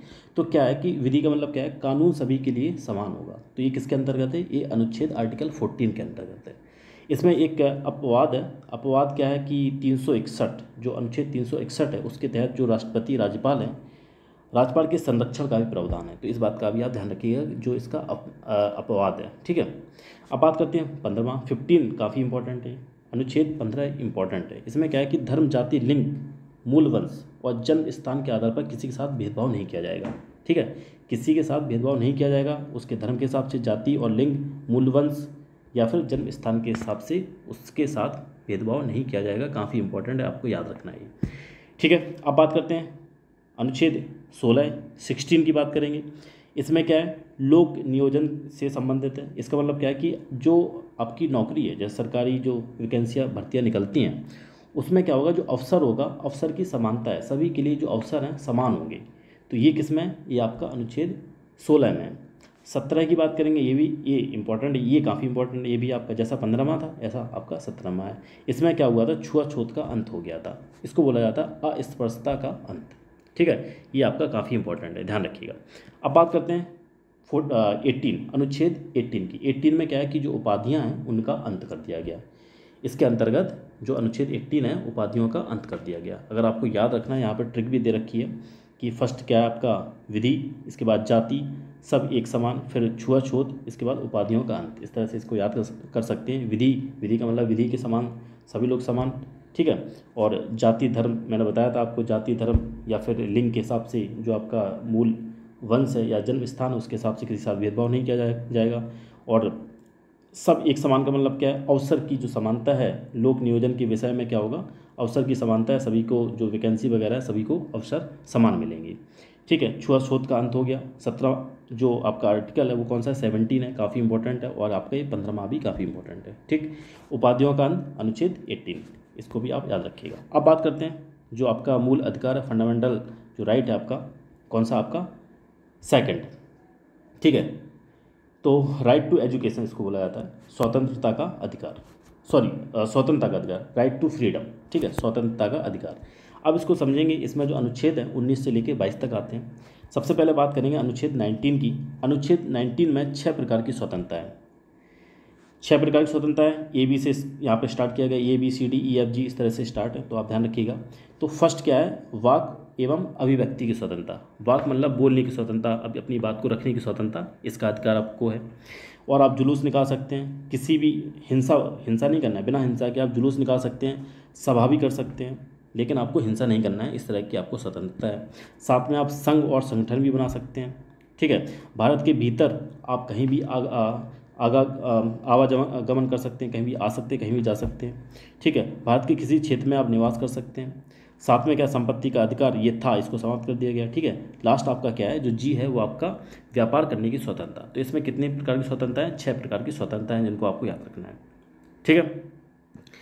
अब ये तो हो गया इसके बारे में। अब बात करते हैं कि 19 हो गया, ठीक है। 19A जैसे ऊपर आपने देखा था 19A, ये वाक एवं अभिव्यक्ति की स्वतंत्रता। इसी के अंतर्गत आपका आता है मीडिया की स्वतंत्रता। मीडिया की स्वतंत्रता क्या है, ये भी तो बोलने की स्वतंत्रता से संबंधित है। तो सूचना का अधिकार भी इसी के अंतर्गत आता है, सूचना का अधिकार। जैसे मीडिया का मतलब क्या है, सूचना देना, ठीक। इंटरनेट का उपयोग की स्वतंत्रता इसी के अंतर्गत आता है, तो ये भी पॉइंट आपको याद रखना है, ठीक है। सूचना का अधिकार जो आपका 19A है, मीडिया की स्वतंत्रता या फिर वाक या अभिव्यक्ति करने की स्वतंत्रता या फिर सूचना का अधिकार या फिर इंटरनेट का उपयोग करने की स्वतंत्रता, सारी इसी के अंतर्गत आते हैं। और मीडिया को क्या बोला जाता है, फोर्थ स्टेट या फिर चौथा स्तंभ भी बोला जाता है। इसको इसकी संज्ञा दी गई कि चौथा स्तंभ किसको बोला जाता है, मीडिया को बोला जाता है। नेक्स्ट पॉइंट की बात करेंगे कि आपातकाल के दौरान क्या होगा, कि आपातकाल के दौरान जो आपका अनुच्छेद 19 है वो आपका अपने आप समाप्त हो जाएगा। और इसका उल्लेख किसमें किया गया, 358 अनुच्छेद में किया गया। ये जो आपका अनुच्छेद 19 है वो अपने आप से क्या हो जाएगा, स्वतः निलंबन हो जाएगा इसका, जब आपातकाल के समय की बात करेंगे तो। लेकिन क्या है, अनुच्छेद 20 और 21 का कभी भी निलंबन नहीं होगा, कभी भी नहीं होगा इसका। लेकिन अन्य जो आपके मूल अधिकार हैं उनका राष्ट्रपति द्वारा निलंबन किया जा सकता है, ठीक है। वो राष्ट्रपति के द्वारा निलंबित किया जा सकते हैं, इस बात का आप ध्यान रखिएगा। बाकी जितने भी आपकी मूल अधिकार हैं, सिर्फ अनुच्छेद 21 और 20 का निलंबन नहीं हो सकता है, ठीक। अब बात करते हैं 20, अनुच्छेद 20 और 21 में है क्या, इसको भी समझ लेते हैं। क्या है कि अगर कोई आपने अपराध कर दिया है, ठीक है। तो उसमें दोष सिद्ध के लिए संबंधित जो संरक्षण है उनका उल्लेख किसमें है, उनका उल्लेख 20 में है। जैसे अगर आपने किसी को मार दिया और कोई आपने क्या कर दिया, दोष आपसे हो गया, ठीक है, आपसे अपराध हो गया, कोई अपराध हो गया, तो उसमें क्या दोष सिद्ध के लिए जो आपका संरक्षण है उससे संबंधित है। तो इसमें भी 3 प्रकार की स्वतंत्रता दी गई है। क्या दी गई है कि पहला इसमें है कि जो कानून लागू उस टाइम पे, जैसा आपने कोई अपने अपराध कर दिया, जो कानून लागू है, ठीक है, तो उसी के हिसाब से आपको क्या मिलेगी, सज़ा मिलेगी, ना उसके पहले ना उसके बाद वाली, ठीक है। उस समय जो कानून रहेगा उसी के हिसाब से आपको सज़ा मिलेगी, ठीक है। और बी में क्या है, 20 बी में क्या दे रखा है कि अगर कोई अपना अपराध किया है तो उससे सिर्फ आपको एक बार ही सज़ा मिलेगी, ठीक है। अगर आपने अपराध किया है तो उसके लिए सिर्फ एक बार ही सज़ा मिलेगी। और सी में क्या है, 20C के अंतर्गत क्या है कि स्वयं के विरुद्ध गवाही, अगर आपने जैसे अपराध किया है तो कोई भी आपको बाध्य नहीं कर सकता है कि अपने खिलाफ आप क्या करिए कि गवाही दीजिएगा, ठीक है। तो अपने इस तरह से नहीं कर सकते हैं, कोई आपको बाध्य नहीं कर सकता है अपने खिलाफ गवाही देने के लिए, ठीक है। तो ये वाला ही पॉइंट है। अब इसके बाद बात करेंगे कि 20 हो गया, 21 की बात करेंगे। 21 में क्या है, प्राण एवं दैहिक स्वतंत्रता। ये निष्ठा, जो निष्ठा है आपका, निष्ठा के अधिकार या निष्ठा का अधिकार, ये इसी से संबंधित है। निष्ठा मतलब क्या है, प्राइवेसी, गोपनीयता, कोई चीज़ आपको प्राइवेट करके रखनी है तो ये आपके पास अधिकार है, गोपनीयता बना के रख सकते हैं। प्राण एवं दैहिक स्वतंत्रता का भी अधिकार है इसमें। इसका मतलब क्या है कि कोई जैसे जीवन है, आप जीना चाहते हैं, ठीक है, आप जीना चाहते हैं तो जीवन जीने की स्वतंत्रता से किसी को भी वंचित नहीं किया जाएगा, किसी को भी वंचित नहीं किया जा सकता है। और इसमें साथ में क्या है कि सार्वजनिक फांसी भी नहीं दी जा सकती है। सुनवाई का अधिकार, आप सुनवाई भी अपनी करवा सकते हैं। शीघ्र परीक्षण का अधिकार भी है इसमें। तो ये सारे प्रावधान हैं किसके अंदर हैं, ये अनुच्छेद 21 के अंदर है। और इसमें जो कि काफ़ी इंपॉर्टेंट है 21A, काफ़ी इंपॉर्टेंट, इसको याद रखिएगा। इसमें क्या है, इसको मैं काट देता हूँ, ये वाला नीचे वाला याद रखिएगा। इसमें क्या है कि 6 से लेकर 14 साल के बच्चों के लिए निःशुल्क शिक्षा अनिवार्य है।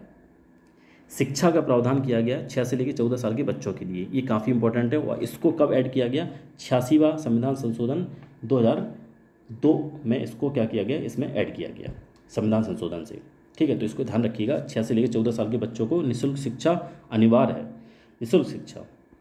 तो ये भी काफ़ी इंपॉर्टेंट है और कई बार आ भी चुका है, ये ध्यान रखिएगा इसको। अब बात करते हैं नेक्स्ट पॉइंट की तरफ चलते हैं कि 22वां अनुच्छेद 22, अनुच्छेद 22 के अंदर क्या है कि अगर किसी व्यक्ति को गिरफ्तार किया गया, अगर गिरफ्तार कर लिया किसी व्यक्ति को, तो 24 घंटे के अंतर्गत निकटतम जो पास का मजिस्ट्रेट है वहाँ पर उसके समक्ष उसको उपस्थित करना पड़ेगा, ठीक है। तो अनुच्छेद 22 के अंदर है।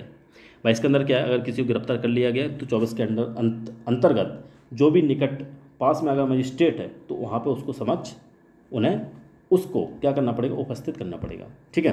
तो ये भी इंपॉर्टेंट है, इसको भी ध्यान रखिएगा। अब बात करते हैं कि जो आपका मूल अधिकार कौन सा है, आपका तीसरा, शोषण के विरुद्ध अधिकार। शोषण के विरुद्ध अधिकार, इसमें कौन कौन से आर्टिकल्स हैं आपके, 23 और 24। तो ध्यान रखिएगा 23 और 24। 23 में क्या है कि किसी से भी बलपूर्वक काम नहीं कराया जा सकता है। अगर आपको कार्य करवाना है, कोई भी अगर मजदूर है तो आप उससे फोर्सली बलपूर्वक कार्य नहीं करवा सकते हैं, ठीक है। इसके बाद 24 में क्या है, 24 में क्या है, 14 साल तक के बच्चों को किसी भी कारखाना या फिर खान या फिर अन्य जोखिम भरे कार्यों में लगाया नहीं जाएगा। तो ये किससे संबंधित है, ये काफ़ी इंपॉर्टेंट, इसको ध्यान रखिएगा कि 14 साल तक के बच्चों को किसी भी खान या कारखाने में या फिर जोखिम भरे काम उससे नहीं करवाया जा सकता है। तो इस पॉइंट को आप ध्यान रखिएगा, ठीक है। अब इसके बाद बात करेंगे कि आपका जो मूल अधिकार है वो आपका क्या है, 4th वाला, चौथा है, ये क्या है आपका धार्मिक स्वतंत्रता का अधिकार है। इसमें जो आर्टिकल्स है 25 से लेकर 28 तक है। इसमें क्या क्या है देखिएगा। फर्स्ट अगर बात करेंगे कि धर्म, अगर आपका धर्म है, जो भी धर्म है आपका, तो उसका प्रचार प्रसार भी आप कर सकते हैं, इसकी आपको फ्रीडम है, स्वतंत्रता है। 26 की बात करेंगे कि धार्मिक कार्यों के जो प्रबंध हैं उनकी भी स्वतंत्रता है, या मंदिर हो, मस्जिद हो, मठ हो, कुछ भी हो, तो आप क्या कर सकते हैं कि जो भी कार्य हैं आपके उनका प्रबंधन भी आप कर सकते हैं। 27 में क्या है, ये काफ़ी इंपॉर्टेंट है कि कोई भी धर्म है अगर उसकी उन्नति के लिए अगर आप चंदा मांग रहे हैं तो किसी को आप वाद नहीं कर सकते हैं, ज़बरदस्ती नहीं कर सकते हैं कि मुझे चंदा दीजिए। तो ये आपका 27 में है।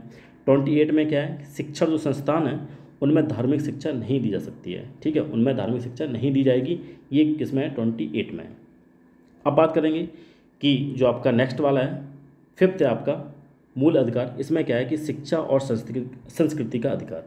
इसमें जो अनुच्छेद है 29 और 30 है। 29 में क्या है कि जो अल्पसंख्यक हैं वो अपनी भाषा, लिपि और संस्कृति को बनाए रखने के लिए कुछ भी कर सकते हैं, उनके पास अधिकार है अपनी भाषा, अपनी लिपि और अपनी संस्कृति बनाए रखने के लिए उनके पास अधिकार है।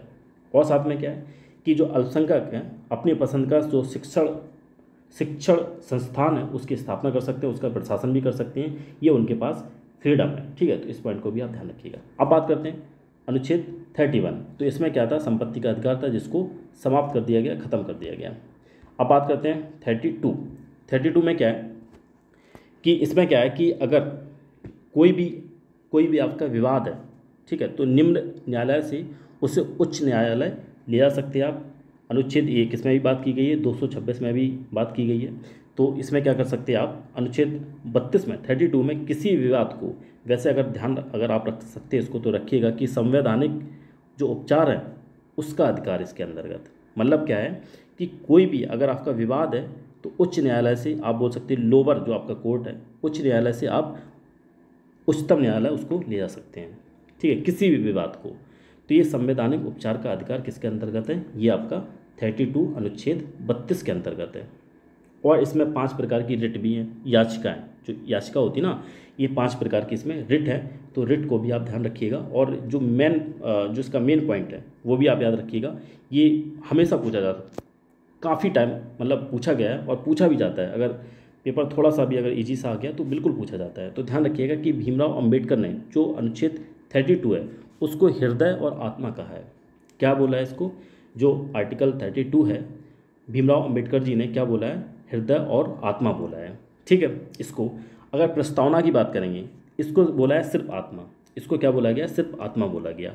और जो पार्ट आपका तीसरा है और चौथा हम लोग अभी पढ़ेंगे, अभी तीसरा पढ़ना है पार्ट, जो आपका फंडामेंटल राइट्स है, ठीक है, वो हम लोग थर्ड पार्ट पढ़ रहे हैं। तो थर्ड और फोर्थ दोनों को कंबाइन क्या बोला गया, आत्मा प्लस चेतना बोला गया। ठीक है, तो थोड़ा सा कन्फ्यूजिंग लग रहा होगा आपको, लेकिन इनको याद कर लीजिएगा एक बार, बिल्कुल अपना माइंड कंसंट्रेट करके, कि जो आपका अनुच्छेद 32 है उसको बोला गया हृदय आत्मा, और प्रस्तावना को सिर्फ आत्मा बोला गया, आत्मा और चेतना तीसरा और चौथा को बोला गया, और सिर्फ तीसरा जो पार्ट है उसको बोला गया संविधान का मैग्ना कार्टा। क्या बोला गया, मैग्ना कार्टा।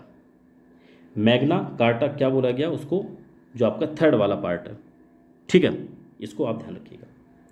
अब बात करते हैं जो रिट है, 5 प्रकार की जो रिट है किसके अंतर्गत आती हैं, ये जो अनुच्छेद आपका 32 इसके अंतर्गत 5 प्रकार की रिट आती हैं, उनको भी आप ध्यान रखिएगा। फर्स्ट वाली जो रिट वो क्या है आपकी, बंदी प्रत्यक्षीकरण लेख। बंदी प्रत्यक्षीकरण लेख क्या है, ये जो लेख है आप इसको जारी कर सकते हैं, जो रिट है आप जारी कर सकते हैं अगर कोई भी यदि किसी व्यक्ति को अवैध रूप से बंदी बनाया गया है तो आप इस रिट को जारी कर सकते हैं। ठीक है, इस रिट को जारी किया जा सकता है। तो ध्यान रखिएगा, जब किसी भी व्यक्ति को अवैध रूप से उसे बंदी बनाया गया हो। अधिकार प्रत्यक्षा लेख, इसमें क्या है कि आपका अधिकार क्या है। जैसे अगर किसी व्यक्ति को अवैध रूप से सार्वजनिक पद पर नियुक्त किया गया है तो उसे हटाने के लिए इस प्रकार की रिट को जारी किया जा सकता है। तो ध्यान रखिएगा। ठीक है, परमादेश लेख क्या है, परमादेश क्या है, अगर कोई भी कर्तव्य का पालन नहीं कर रहा हो, कोई लोक प्राधिकारी है अपने कर्तव्य का पालन नहीं कर रहा हो, तो इस रिट के थ्रू आदेश जारी हो सकता है। ठीक है, तो इस बात का भी ध्यान रखिएगा। इसके बाद फोर्थ क्या है, प्रतिषेध लेख। प्रतिषेध लेख का मतलब क्या, मना करना। मतलब कोई भी अगर अधीनस्थ न्यायालय है आपका, लोअर कोर्ट है आपका, अगर अपने क्षेत्र से बाहर जा रहा है, देखिए कोई भी अगर आप कोई अफसर बन जाते हैं तो आपका भी एक एरिया रहेगा, इसी एरिया के अंतर्गत आप कार्य कर सकते हैं। ऐसा तो है नहीं आप इसके बाहर भी कार्य कर सकते हैं। अगर मान लो आप पुलिस में हैं तो आपको एक लिमिटेड एरिया होगा, वहीं पे आप वर्क कर सकते हैं, उसके बाहर आप नहीं जा सकते हैं। तो ऐसे ही क्या है कि जो अधीनस्थ न्यायालय है वो भी अपने क्षेत्र के बाहर नहीं जा सकता है। ठीक है, अगर चाह रहा है तो उसके लिए भी लेख जारी किया जा सकता है। प्रतिषेध लेख बोला जाता है इसको, जो कि मना करना। अब बात करते हैं उत्प्रेक्षण लेख। उत्प्रेक्षण लेख क्या होता है कि जो अधीनस्थ न्यायालय में जो लंबित पड़े विवाद लंबित पड़े हैं तो उनको उच्च न्यायालय भेजने के बारे में इसमें दे रखा है। अगर इस तरह का लेख जारी करना है तो जो विवाद अगर अधीनस्थ लोअर कोर्ट में पड़े हुए हैं तो उनको उच्च न्यायालय में भेजा जा सकता है। ठीक है, इस लेख के जरिए। तो ये भी जो रिट है काफ़ी इंपॉर्टेंट है, इनको आप सब लोग याद रखिएगा। ठीक है, ये तो था इसके बारे में।